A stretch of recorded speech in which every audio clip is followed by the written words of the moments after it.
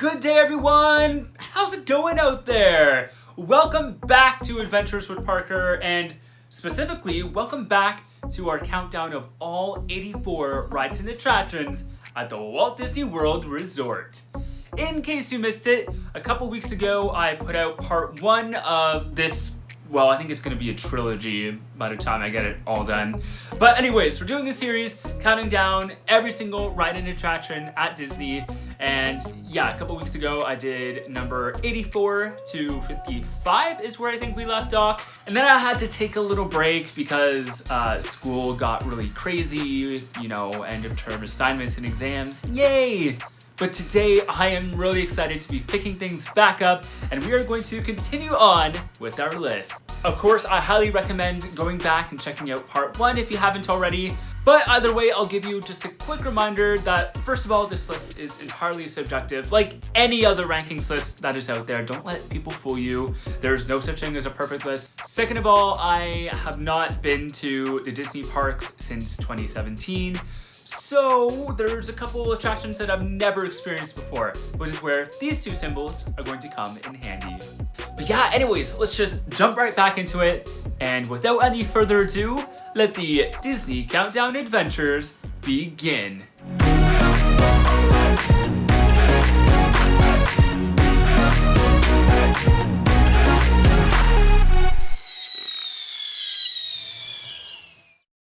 Starting off at number 54, we have Country Bay Jamboree. It's a classic Disney attraction. It's an audio animatronic show featuring a bunch of singing, swinging country bayas, and it seems really cute. The only reason why I don't rank it too high is because, I don't know, not so much now, but when I was younger, I found audio animatronic shows to be really boring, if I'm being completely honest. I would rather go ride a ride like Big Thunder than sit there and listen to robots sing country music. That said, it's definitely a technological marvel. I mean, at least in its time it was. And it's still fun. I mean, I think now that I'm an adult, I enjoy it. And it's pretty cool. Just, I don't know, I don't think I had that strong attachment to it that some other people might. At number 53, we have the Magic Carpets of Aladdin. Actually, you know what? While we're at it, let's also throw in number 52, Dumbo the Flying Elephant. Now, these two attractions are what you would call a flying carousel. Now, if you remember my comments from part 1 when we were talking about Triceratops Spin, I am just not the biggest fan of these rides. Not that there's anything really wrong with them. I mean, if you're coming in a family group and you have kids, this is a great filler attraction. But I don't know, I just feel like this ride system is way too overused. I mean, both of them are from the same park, and there's a third, mind you, it's a little bit better, and I'm gonna be talking about it a little later in the list. But why do you need 3 of the same ride in the same park? Why? Now, let's break it down a bit. Magic Carpets of Aladdin it's okay. It's good. Just, I think my biggest qualm with it is its location.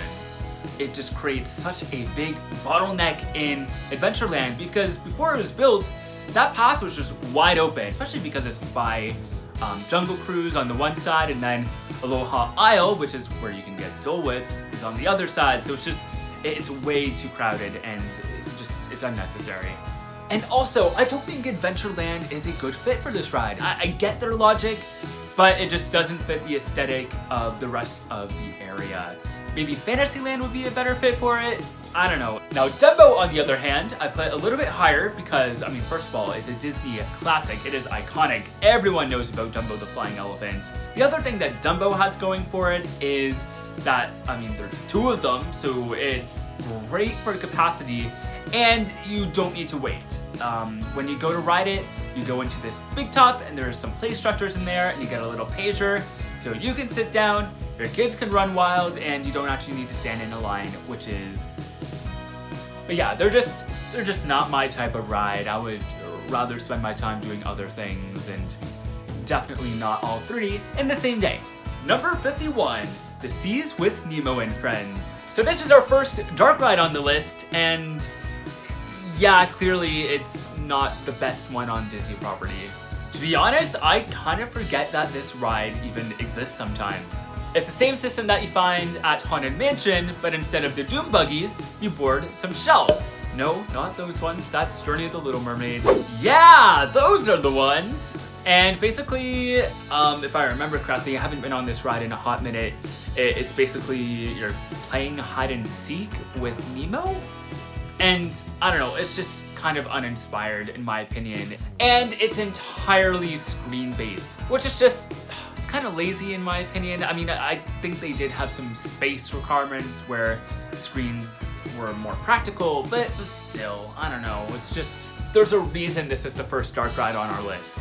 Now, one redeeming quality that this ride does have is that the last scene takes you by the aquarium that's in the pavilion, and so you can actually look out and see the real live fish that are in the aquarium, and then the Nemo characters are actually presented over top of the glass. So it's got that going for it.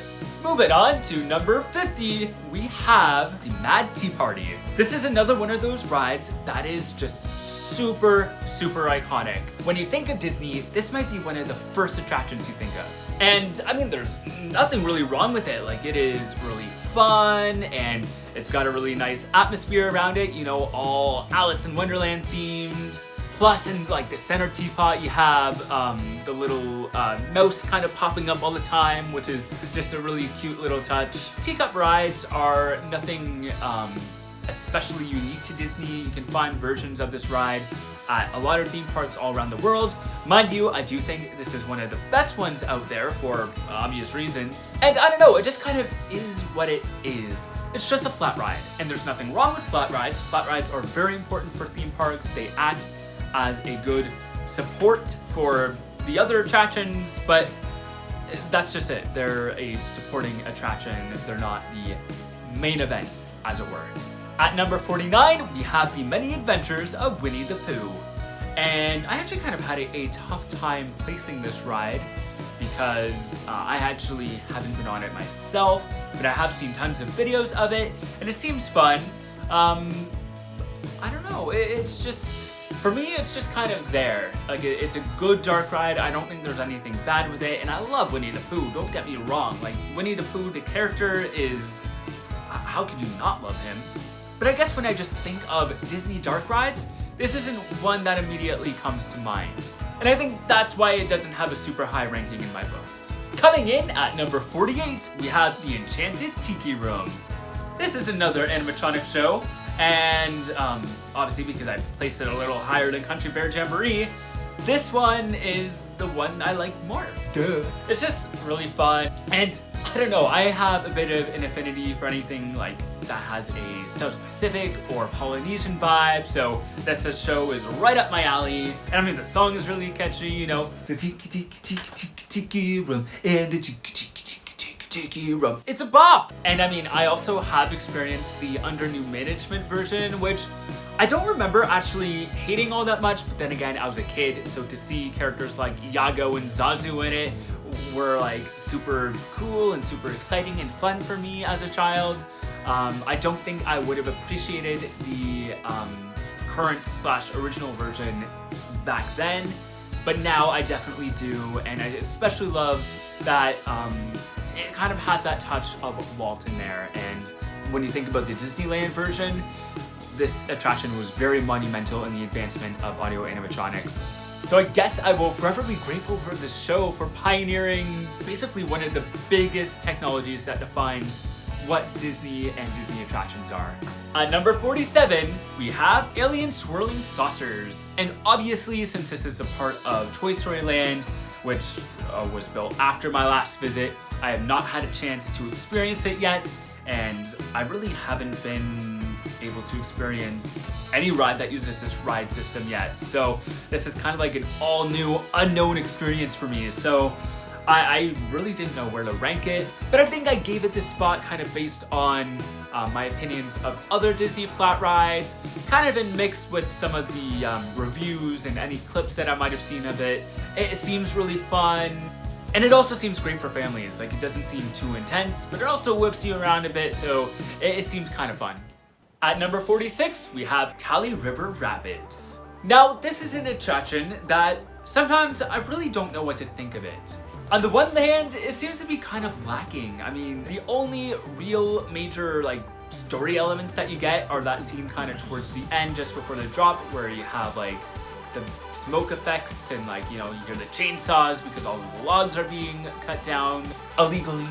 So it really just seems like something more could be done to flesh out the story and just make it a more full experience. But then on the other hand, if you look at river raft rides at most regional parks in the world, they have nothing. Like, you're just basically in a flume and maybe in a forest if you're lucky. And that's it. Like, there's no real story to it. So Disney does have that. And that said, like, those regional park river raft rides are still fun. I mean, you get to cool off and you're just floating down a river and it's a little bumpy, and they're fun rides even without any sort of story or theming elements attached to them.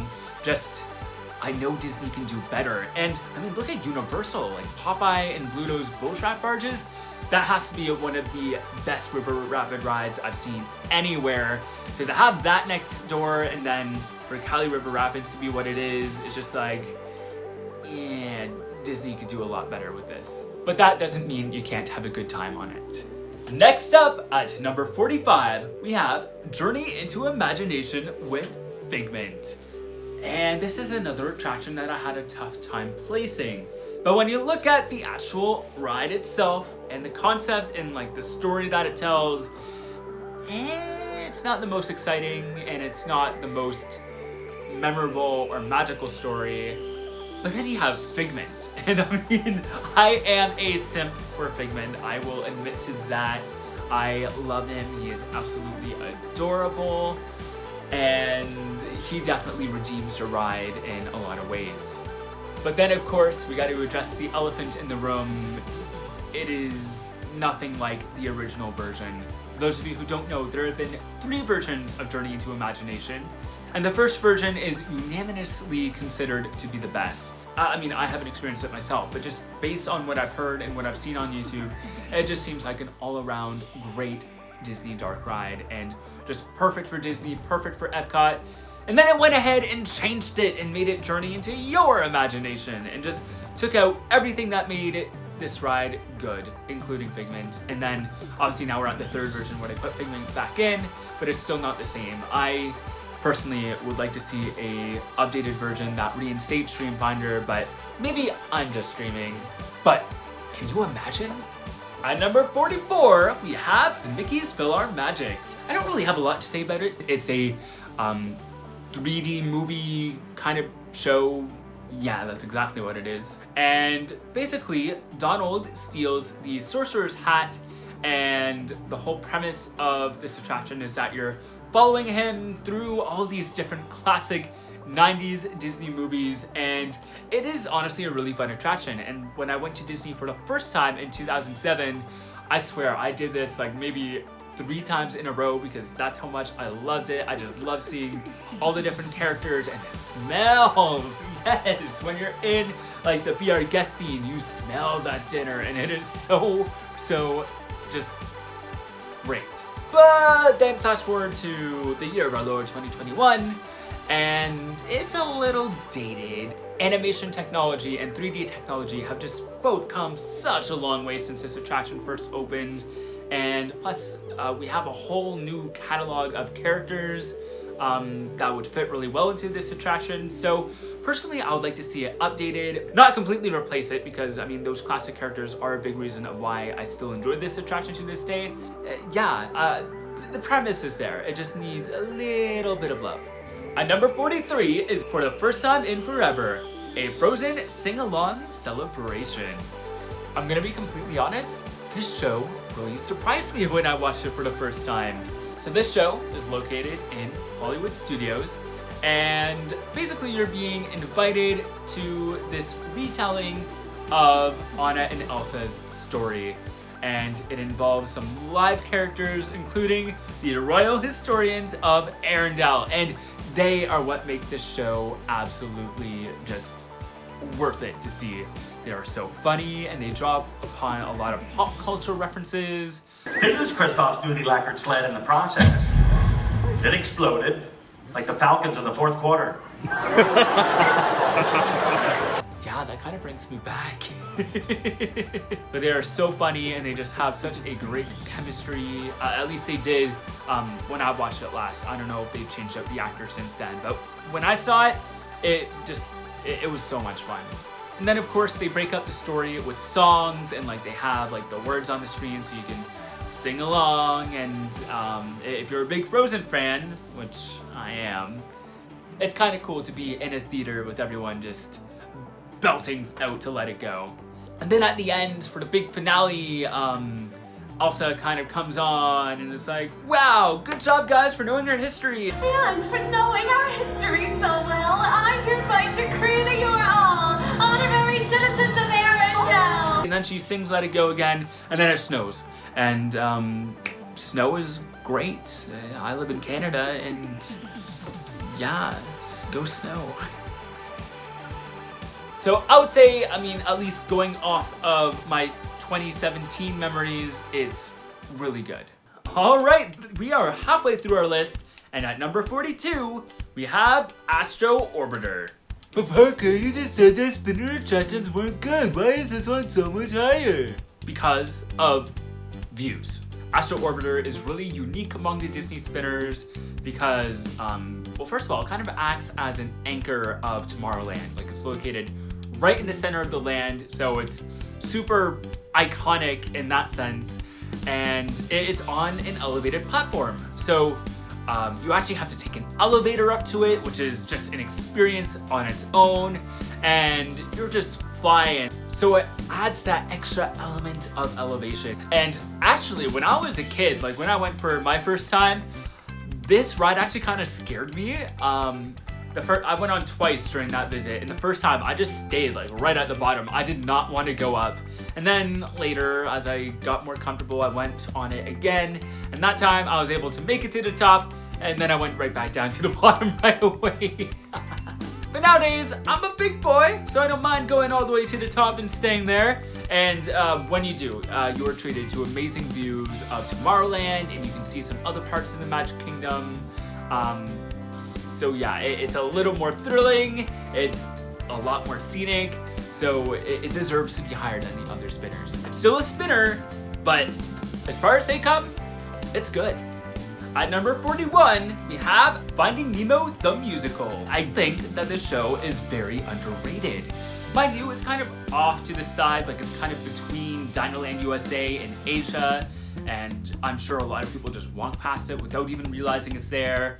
And I mean, to be completely honest, if you've noticed the little symbol there, I haven't even seen it in person myself. But I think it deserves more love than it gets. I mean, it seems like a fun show from the little snippets and clips I've seen of it. And I mean, the puppetry in theater is always so cool. And from what I hear, this show uses it very well. So yeah, I guess my overall sentiments are this seems like a fun show, even if it's not the best one on property. At number 40, we have It's Tough to Be a Bug.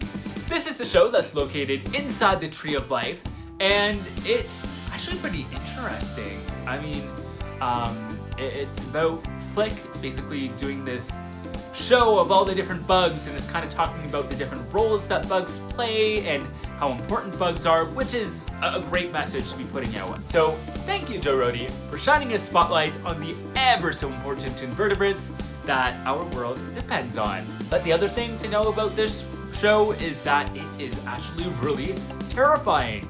At one point, you have this hopper animatronic, you know, the evil grasshopper from A Bug's Life. He pops out and like, what are you doing with these humans?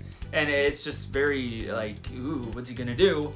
And then he's like, these humans do all these nasty things to us, and you're sprayed with like bug out, and then it goes dark, and then there's a point where it's like, oh, sting, and then this little stinger comes out in the back of your chair, and it like pokes you in the back, and like when I was a kid, I got poked, and then my back hurt all day, and it was awful, and I hate it, and now every time I ride it, I anticipate it, so I like scooch up in my chair just to avoid it, and then at the end, it's like, please remain seated so all bugs can leave, and then you feel this tickling thing under your butt, and it's like, ooh! So yeah, it's a little traumatizing. It's Still fun and still like a great show. I mean, it does have a good arsenal of effects up its sleeve, but it's a little scary, even for me. Like, I'm a grown man and I have my reservations about it.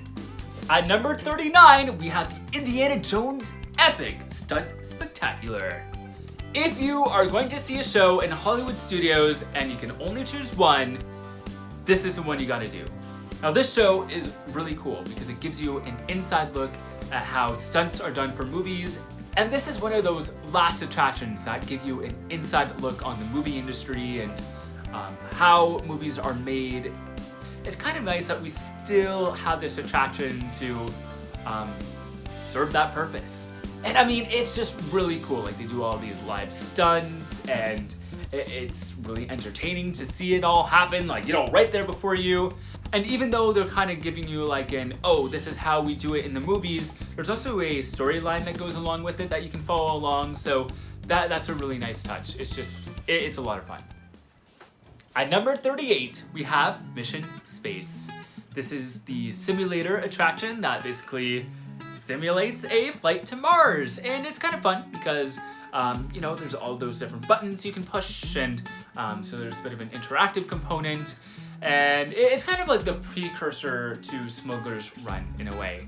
Now, one major criticism that the ride does tend to receive is that in order to simulate all those forces of, you know, you being launched off into space, it spins around a lot, which can be vomit-inducing for some people. Not me so much. Like, I actually don't mind this spinning, and because of that, I think I can really enjoy this attraction. But for people who might be a little more prone to motion sickness, yeah, you might want to avoid this one. Now, there are two versions of the ride. There's one that is more intense, like the original version that has the crazy like amount of spinning.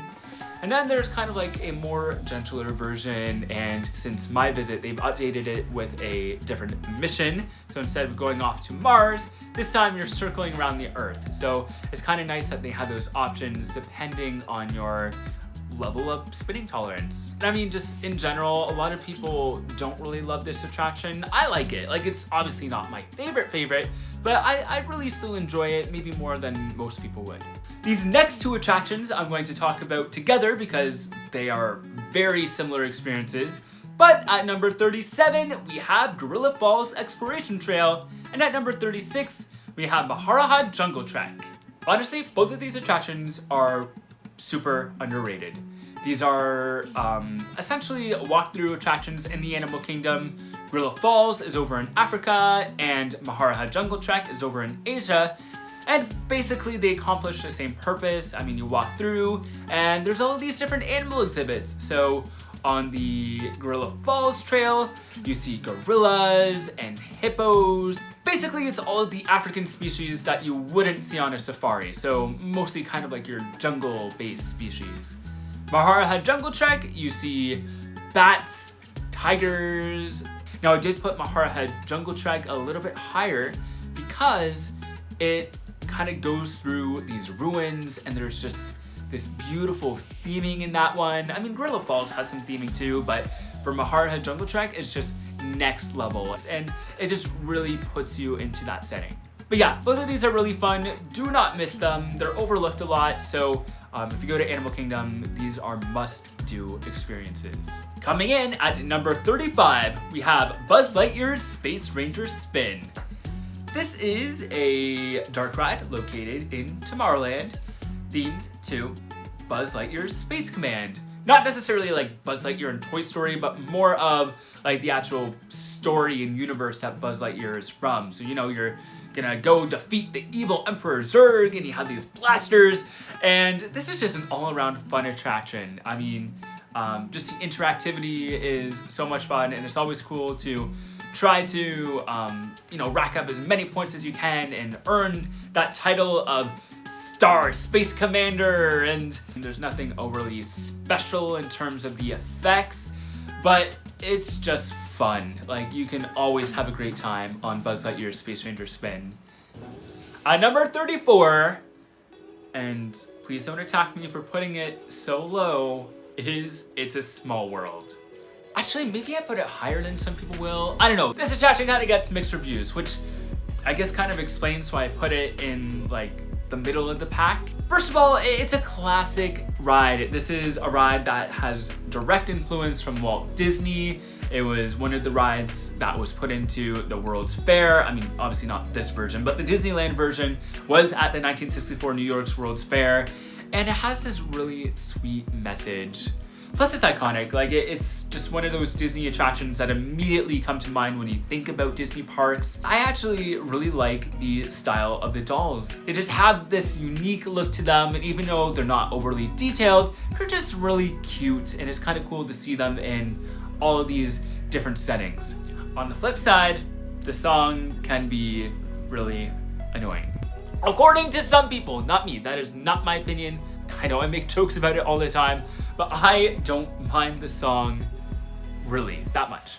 The problem is that this is a long ride. I mean, it takes like, what, 10 minutes to go through the whole thing? So 10 minutes of the same tune over and over again, it's a little much. And yeah, that's kind of where I stand. It's a good attraction, it's iconic, maybe a little long. If it was shorter, it would be better. At number 33, we have Festival of the Lion King. Many people say that this is the best show on Walt Disney World property, and yeah, I think I'd have to agree. This show just incorporates so many really cool elements. There's some live singing, there's some live acrobatics, there's some puppetry involved. It's just a really fun show. I was a little disappointed going into it for the first time because I was told, oh yeah, it's kind of like a shorter version of The Lion King on Broadway, and it's not. It's something entirely different, but it is a fun show, and it's definitely a must-see. At number 32, we have the Walt Disney World Railroad. I actually had a really tough time placing this one because on the one hand, it is super iconic. I mean, it is the freaking Walt Disney World Railroad. Like, let's go! It gives you a grand circle tour of the Magic Kingdom, and it kind of takes you to some parts of the park that you only get to see on the train, and it kind of has these like exclusive scenes, and it's also a good transportation option. Like if you're in the back of the park at Storybook Circus and want to get to the front of the park on Main Street, just hop the train and there you are, and it's a fun little journey to get there. And I mean, yeah, I don't really think I have any negatives about it. It's a train, but if you have the time, it's a great experience. So yeah, do it if you can. I mean, when it reopens, because now it's kind of down while they're working on Tron, so we've been without the railroad for a while. At number 31, we have Under the Sea, Journey of the Little Mermaid. This is that other dark ride that uses clam-shaped vehicles, and this time it tells the story of the Little Mermaid. And it's really cute because you kind of get these snapshots of different scenes throughout the movie. Like you kind of go through the grotto where Ariel's singing Part of Your World, and then you kind of get this huge scene of Under the Sea. Like it is massive, and there are so many animatronics in there. I mean, none of them are overly like articulated or advanced, but there's just a lot in there, and it's just a really bright, colorful, and a fun scene. Yeah, to kind of go through all the events of the movie, and it's a fun ride. And since The Little Mermaid is my all-time favorite Disney movie, I enjoy it quite a bit. Some criticisms that I do have, I kind of alluded to this earlier. None of the animatronics are overly like crazy. Like they kind of have very basic movements. But still, like I said, it's fun, and the exterior is also cool because it's Prince Eric's castle, so it's kind of neat to have that located in Fantasyland. At number 30 is Navi River Journey. Obviously, I have not been to Pandora yet. I have not been to the parks since Pandora was built. So yeah, this ranking might be off, but I think it's a cool attraction. From videos I've seen, it looks very pretty, and it seems like a very nice, relaxing ride.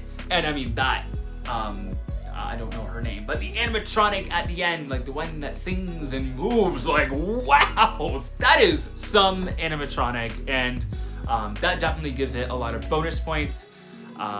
mind you, I have heard a lot of criticisms that the rest of the ride isn't overly exciting. I mean, just from watching videos, it doesn't look like there's a very cohesive story. Like, I think the story is just you're going to see this Navi woman at the end, and that's really it.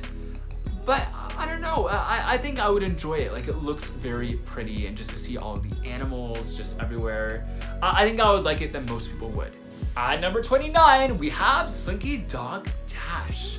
Now, this seems like a fun coaster. I mean, it's a launch coaster for families, and it just looks like a fun time all around. And of course, at the end, you have Wheezy singing "You Have a Friend with Me," which just seems like a really cute moment. And of course, that's something that would separate this coaster from like a coaster at a regional park.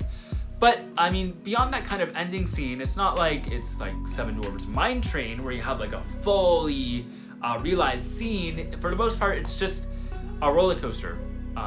They do have a backstory for it, of course. Like, it's a roller coaster that's being built by Andy.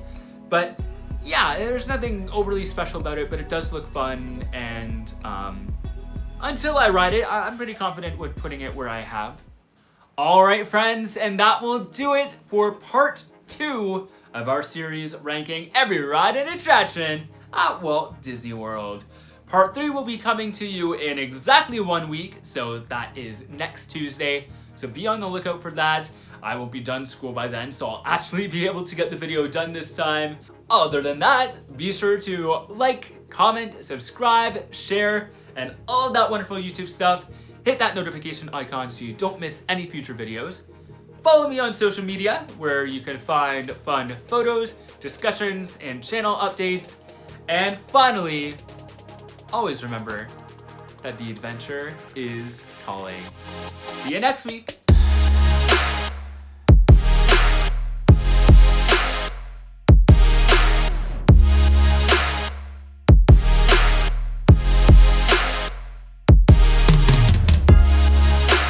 I mean, I know I make jokes about it all the time, but let's start that again.